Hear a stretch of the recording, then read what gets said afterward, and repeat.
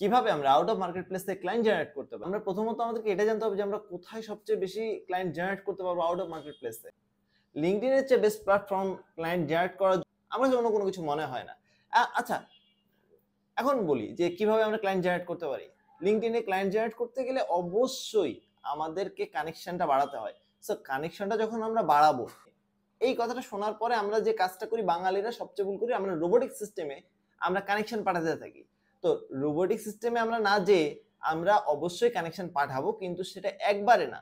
But আপনার অ্যাকাউন্টটা যদি বা আপনার প্রোফাইলটা যদি নতুন হয়ে থাকে তাহলে 1 থেকে 2 সপ্তাহ সময় দেন। ধীরে ধীরে আপনি পোস্ট করেন, সেখানে প্রোফাইলটাকে সাজান ঠিকভাবে, দেন আপনি কানেকশন পাঠাতে পারেন। কারণ এই 2 সপ্তাহের মধ্যে আপনার প্রোফাইলটা একটু ওয়ার্ম আপ হয়ে যাবে।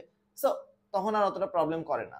তাছাড়া যদি রোবোটিক সিস্টেমে আপনারা কানেকশন পাঠাতে থাকেন তাহলে যে জিনিসটা হচ্ছে আপনার লিঙ্কডইন প্রোফাইল ডিসেবল হয়ে যাওয়ার সম্ভাবনা অনেক বেশি। আচ্ছা, প্রোফাইল আমরা ওয়ার্ম আপ করলাম। ওয়ার্ম আপ করার পরে সেশনটা কি হবে?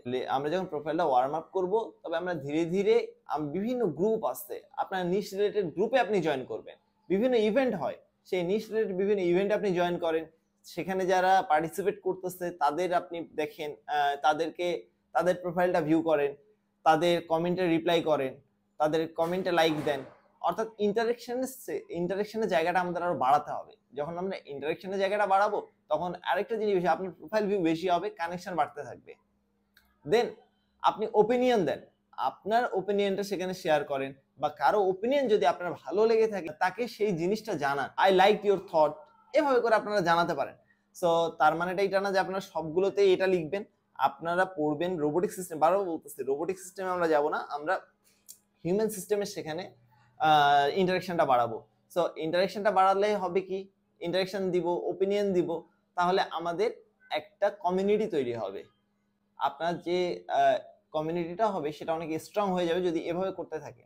আর এভাবে করে 1 মাস যদি আপনি কন্টিনিউ করতে পারেন, আপনি লিঙ্কডইন থেকে ক্লায়েন্ট জেনারেট করতে পারবেন আপনার নিশ রিলেটেড। সো আর দেরি কেন?